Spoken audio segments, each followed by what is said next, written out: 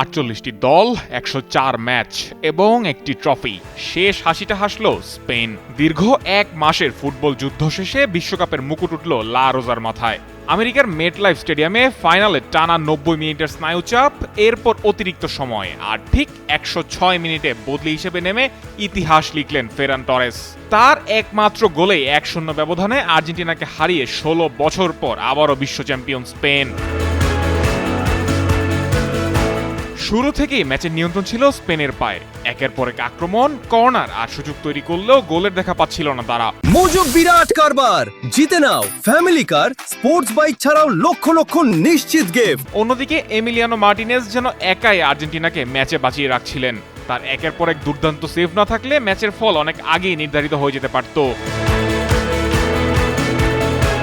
নির্ধারিত 90 মিনিট গোলশূন্য থাকার পর অতিরিক্ত সময়ে আসে সেই মাহেন্দ্রক্ষণ। নিকো উইলিয়ামসের পাস থেকে ফেরান তোরেসের নিখুঁত ফিনিশ, আর তাতেই ভেঙে যায় আর্জেন্টিনার প্রতিরোধ। শেষ দিকে এনজো ফার্নান্দেজ লাল কার্ড দেখায় 10 জনের দলে পরিণত হয় আলবিসেলেস্তারা। এই শিরোপার মাধ্যমে 2010 সালের পর আবারও বিশ্বকাপ জিতল স্পেন। শুধু তাই নয়, পুরো টুর্নামেন্টে মাত্র একটি গোল হজম করে নতুন রেকর্ডও করেছে তারা। বিশ্বকাপ ইতিহাসের অন্যতম সেরা রক্ষণভাগের প্রদর্শনী হিসেবে স্মরণীয় হয়ে থাকবে তাদের এই বিশ্বকাপ অভিযান।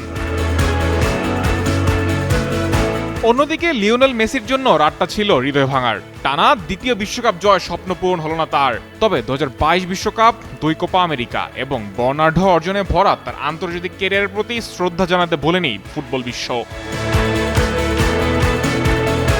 48 দলের প্রথম বিশ্বকাপের শেষ অধ্যায় লিখে দিল স্পেন, আর ইতিহাসের পাতায় আবারও সোনালী অক্ষরে লেখা হলো লা রোজা বিশ্ব চ্যাম্পিয়ন। সায়েম আলভি, যুগান্তর স্পোর্টস।